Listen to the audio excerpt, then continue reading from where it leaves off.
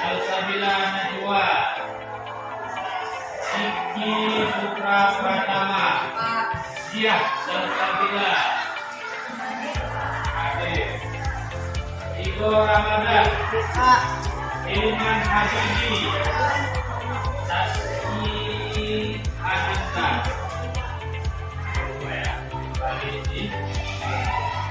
Siap Salsabila. Oke. Kita mulai ya. Yes ya, kita mulai. Selamat pagi. Alhamdulillah luar biasa. Yes. Lagi. Selamat pagi. Alhamdulillah luar biasa. Yes. Selamat pagi ya. Langsung kita ke materi mencintai kitab Allah. Yang ini menjadi generasi pemerintah Al-Quran yang toleran. Halaman 30. Nah, itu sedang berlima beriman kepada kitab-kitab Allah, ya. Beriman kepada kitab-kitab Allah itu artinya, iman itu artinya apa? Percaya bahwasanya kita meyakini kitab-kitab Allah itu adalah kitab yang diturunkan oleh Allah Subhanahu wa Ta'ala. Berapa kitab-kitab Allah? Ada berapa? Ada 6. Pertama kitab Taurat, yang kedua kitab Zabur, yang ketiga kitab Injil, yang keempat Al-Qur'an. Nah, keempat kitab-kitab ini diturunkan kepada beberapa orang nabi, ya kan? Nanti salah satunya sudah ada, kita lihat di layar. Sudah ada saya tulis. Nah, materi kita, materi pelajaran pendidikan agama Islam dan 8. Nah, inilah meyakini kitab-kitab Allah dan mencintai Al-Quran. Yang pertama adalah kitab Taurat, diturunkan pada abad ke-12 sebelum Masehi kepada Nabi Musa alaihissalam. Dan kitab Taurat. Jangan ada yang lupa lagi. Kitab Taurat diturunkan kepada Nabi apa? Nabi Musa alaihissalam. Nah, selanjutnya,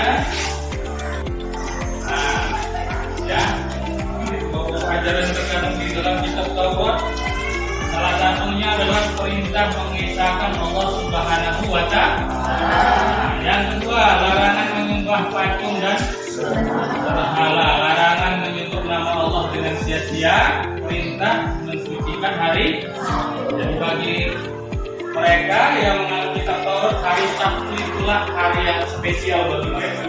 Selanjutnya, perintah menghormati kedua orang tua, larangan membunuh sesama manusia. Membunuh ini larang. Dari zaman dulu berarti sudah dilarang membunuh sesama.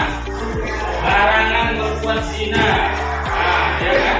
Dilarang dari dulu berbuat zina. Larangan mencuri yang bukan hak, yang sudah dilarang dari zaman dahulu kala. Larangan menjadi saksi palsu, pemberian kesaksian palsu sudah dilarang. Larangan mengambil hak orang lain. Haknya jangan diambil. Berarti dari zaman dahulu sudah dilarang. Larangan-larangan itu sebelum Islam sudah ada aturan yang dibuat di dalam kitab Taurat.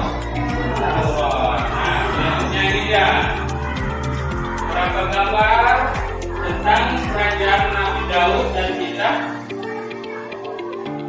Zabur. Nah, sekarang masuk kita kepada kitab Zabur, diturunkan kepada siapa?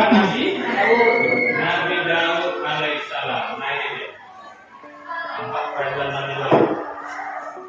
Peninggalan Nabi Daud, kisah peninggalan kerajaan Nabi Daud alaihissalam berada di Yerusalem. Yerusalem itu sekarang yang namanya Palestina. Orang Israel lawan Palestina. Dulu nama daerahnya adalah Yerusalem. Jadi Masjidil Aqsa itu ada lagi. Nah, kitabnya namanya kitab Zabur. Asli kitab Zabur yang diwahyukan kepada Nabi apa? Nabi Daud. Nah, inilah dia secara tidak langsung nampak, ya kan? Kalau dibilang dari di internet Google. Nah, bahasa yang dipakai bahasa Kipti. Kita kan bahasa Indonesia, tapi Zabur dia orang itu memakai bahasa Kipti. Bahasa Kipti itu tulisannya. Itu adalah bahasa yang dipakai Bani Israel dan kaum Yahudi. Jadi sekarang Israel, negara Israel sekarang, kalau nampak tengok tulisannya itu, nah macam itu aja. Dipakai orang Israel sekarang, berarti mereka memakai bahasa Kipti. Sedikit pengetahuan tentang kitab Zabur. Jadi kitab Zabur itu kepada Nabi apa? Nabi Daud alaihissalam. Lanjut. Selanjutnya kitab Injil diturunkan kepada Nabi Isa alaihissalam, ya. Nabi Isa alaihissalam. Nah, diturunkan kepada hampir sama, tetap diturunkan di kota yang namanya Yerusalem, sama seperti Nabi Daud, cuman kurun waktunya yang berbeda. Nah, kitab Injil itu bahasanya bahasa Suryani. Kalau tadi bahasa Kiki, ini sekarang namanya bahasa Suryani. Ada orang Suryani? Nah, bahasa yang dipakai bahasa Suryani. Kelahiran Nabi Isa di Bethlehem. Nama tempat kelahiran Nabi Isa itu namanya Bethlehem. Tempat kelahiran Nabi Isa. Ini dia.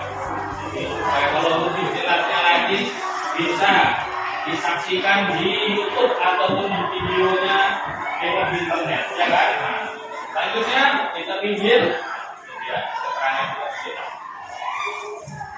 Nah, kita pinjil turun pada abad ke-1 Masehi. Kalau yang lainnya tadi sebelum Masehi, ya, Taurat, Zabur itu sebelum SM sebelum Masehi. Kalau Injil turunnya pada 1 Masehi, berarti sudah masuk bulan tahun Masehi.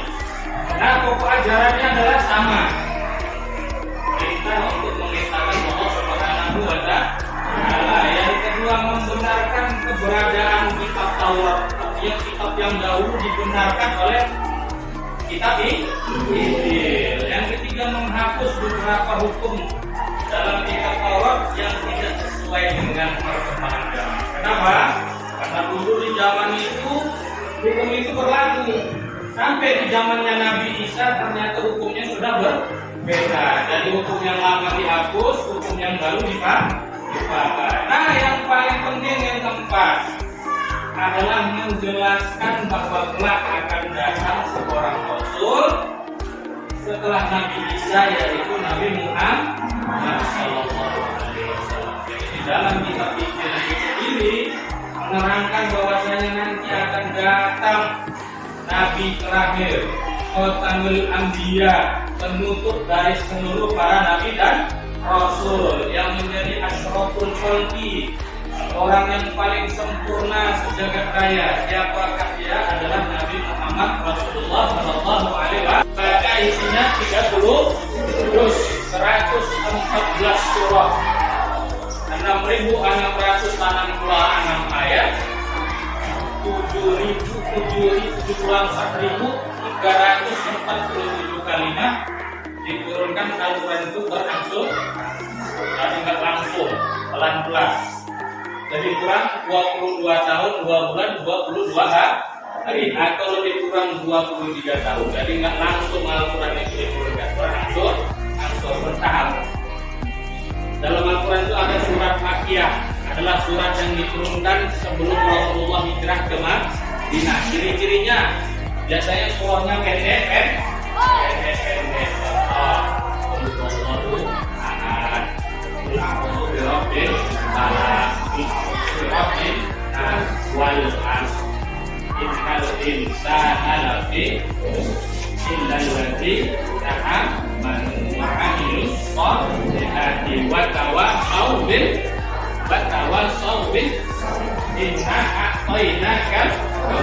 Jadi contohnya yang ada. Sedangkan Madinah, surah yang diturunkan setelah Nabi Muhammad hijrah ke kota Madinah. Ciri-cirinya surahnya itu panjang, dan contoh surah Al-Baqarah, Al-Maidah, Ali Imran, terus pertama panjang itu. Itulah berarti itu disebut dengan surah Madaniyah. Selanjutnya, isi kitab lebih dari pada bentuk dari kitab sudah dibukukan dan biasanya berlaku lebih lama daripada contohnya Al-Quran. Al-Quran kan sudah berjilid-jilid ya kan, artinya lebih daripada suhuf. Suhuf itu masih berbentuk lembaran-lembaran yang terpisah, masih belum kertas-kertas begini. Nah, suhuf, ya kan? Jadi zaman Nabi dulu dikumpul-kumpulkan kertas-kertas begini, itu namanya suhuf. Tapi kalau kitab sudah menjadi buku seperti Al-Quran, nah isi suhuf tidak lengkap, berlakunya suhuf pun tidak terlalu Selanjutnya, kita pilih saja dan terima kasih. Jadi Allah, bagaimana di 20 merdeka menjadi pecinta Al-Quran yang toleran, ya. Jadi dengan kita mempelajari, mengimani kitab-kitab Allah, tumbuh di hati kita sebagai pecinta Al-Quran. Nah, selanjutnya agar hati kita itu ada yel-yelnya juga, seperti es krim.